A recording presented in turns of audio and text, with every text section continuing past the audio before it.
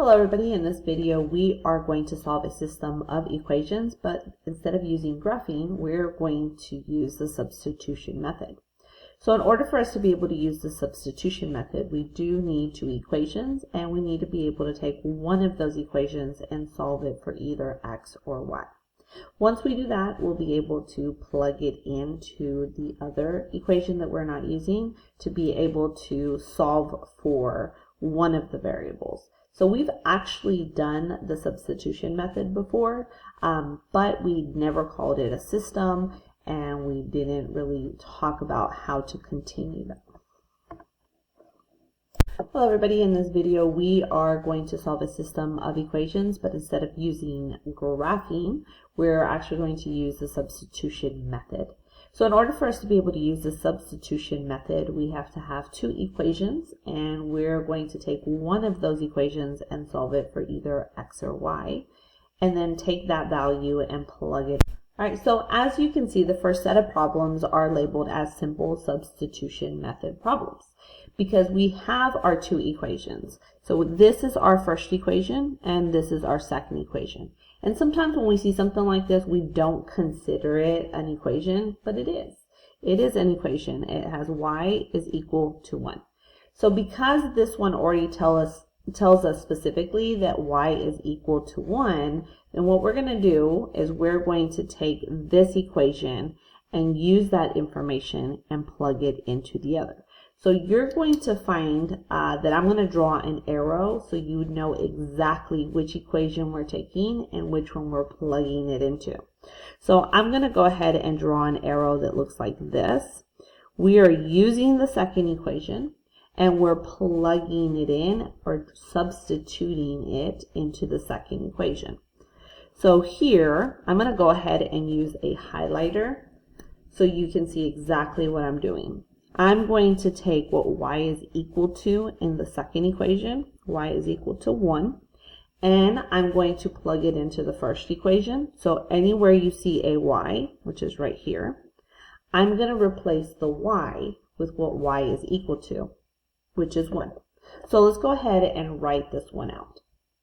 All right, so I'm going to write negative 2x plus 7, but when I get to the y, I'm going to put 1 in parentheses because that's what they told us y is equal to. Now, when you take your y value and plug it into the first equation, notice that we no longer have x's and y's. We only have one equation with one variable. So therefore, we're able to solve for x and figure out what we're looking for. So let's go ahead and multiply 7 times 1, which gives us 7. I'm bringing everything down.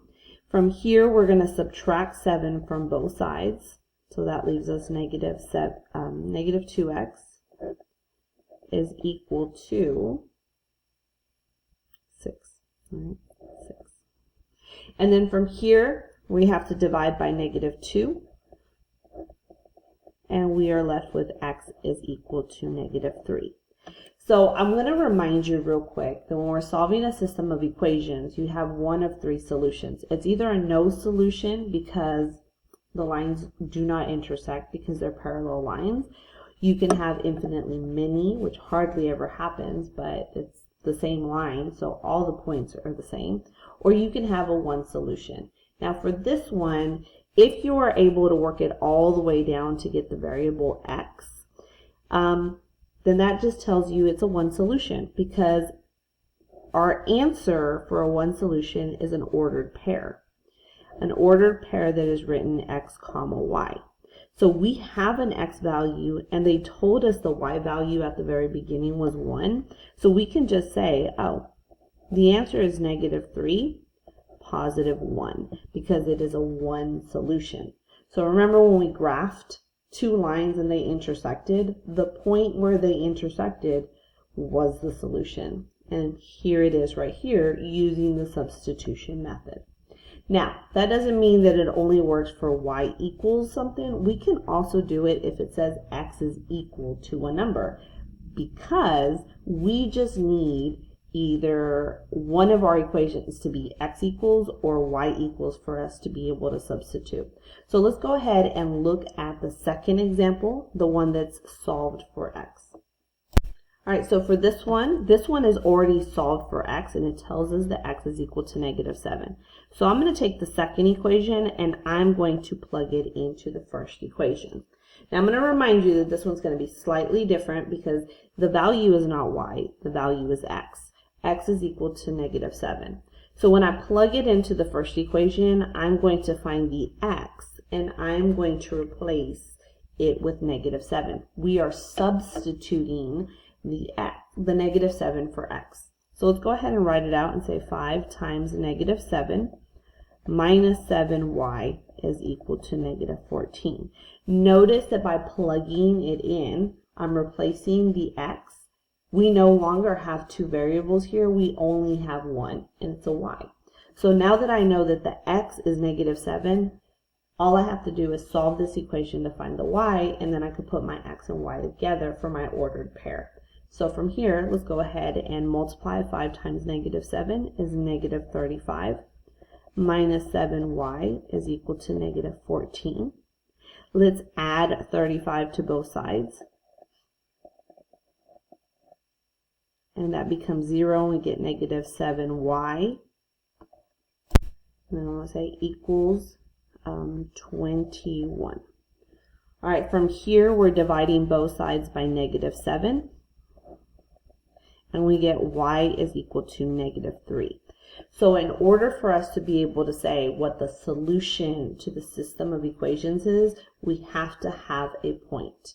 And so I'm going to continue to write x comma y first to remind you that no matter what you work out first or what you find first, the answer has to be written x comma y. So our x is -7, our y is -3. And so this is a one solution because they have an x and a y, an ordered pair where these two lines intersect. So we're doing the same thing we were doing with graphing, but we're doing algebraically. We're using math to be able to find the point of intersection without using a graph. All right, we're going to go ahead and look at another example, which is the substitution method. But this time, we're not talking about y is equal to 1, or x is equal to -7, or a variable is equal to just one number. What happens when the x and y is an expression? Could we still use the substitution method? And the answer is yes. So we're going to look at this example right here together. All right, so as you can see, our title says substitution method with expressions. We have two equations here. This is our first equation, this is our second equation. And as you can tell, the second equation is already solved for y. So because it's already ready, we can say, oh, this is what y is equal to. Y is equal to -4x minus 21. That's what it's equal to. So because it's solved for y, we're going to take the second equation and we're going to plug it into the first equation. So we're going to do the exact same thing, but this time we're not just dealing with one number, we're dealing with a whole expression. So I'm going to find where the y is in the equation, in the first equation. Y is right here. So I'm going to rewrite this equation, but when I get to the y, I'm going to substitute it for what y is equal to. So let me show you how to do that. We're going to say -5x plus 4. Notice that I have a y here, so I'm going to open up parentheses, and instead of writing y, we're going to put what y is equal to. Y is equal to -4x minus 21. And don't forget, is equal to 0. Now 0 is just a placeholder, so don't think too hard about this 0 right here, and don't let it throw you off. It's just a placeholder. Now that I know that all of this is what replaced the y, let's go ahead and look at this equation. There's nothing but x's in here, so that means that I can distribute and solve for x. Now, I'm going to tell you what to do once you find your x, because we also need to determine what the y is going to be, because I need to be able to write it as an ordered pair. So let's do what we can first. Let's distribute. So we have 4 times negative 4. Let me bring down my negative 5x first. And that gives me negative 16x. We're going to do 4 times a negative 21, which gives us a negative 84 is equal to 0. All right, from here I can see that I have 2 x's on the same side. And so if I do negative 5 minus 16, it gives me negative 21x minus 84 equals 0. Now from here, I can start solving for x. Let's add 84 to both sides. And so we have negative 21x is equal to 84, because 0 plus 84 is still going to be 84. Now we're going to divide by negative 21.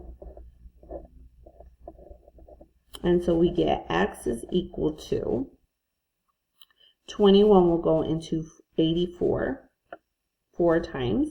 We're going to make it a negative 4 because the signs are different. And so now that we have our x, we're only halfway done. Because I need to remind you that if we have an x, we need a y to go with it. Now if I go back to the top, I can see that y is not equal to a number, it's equal to an expression. So watch what I'm going to do. I'm going to take this equation that's solved for y. That's why the second box is over here.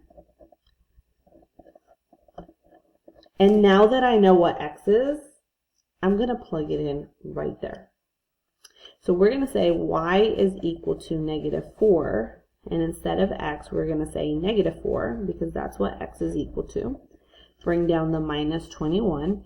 And all we have to do is multiply negative 4 times negative 4 and then subtract 21, and that is our y value. So let's do that. We know negative 4 times negative 4 is a negative 16 minus 21. Then if you subtract both of these numbers, we're going to get negative 37. Okay, just kidding. I realized I made a mistake, and maybe you saw me make this mistake. So we know that negative 4 times negative 4 is 16, but it's not a negative 16, it's actually a positive 16. So this time when I take the positive 16 and subtract 21, it's not going to give us this gigantic number right there, but it is going to give us negative 5. So now that we have made that adjustment, I do want to remind you that the solution to a system is going to be an ordered pair. So we need an x value and a y value to be able to answer this question. So we now know that x is equal to negative 4. And we now know that by plugging in the negative 4, we can get the y value, which is negative 5. So our answer is negative 4 minus 5. All right, we're running out of time here, so I'm going to stop right here. But I hope that this has helped you see how to do a simple substitution and a little more complex substitution. So I will see you in the next videos.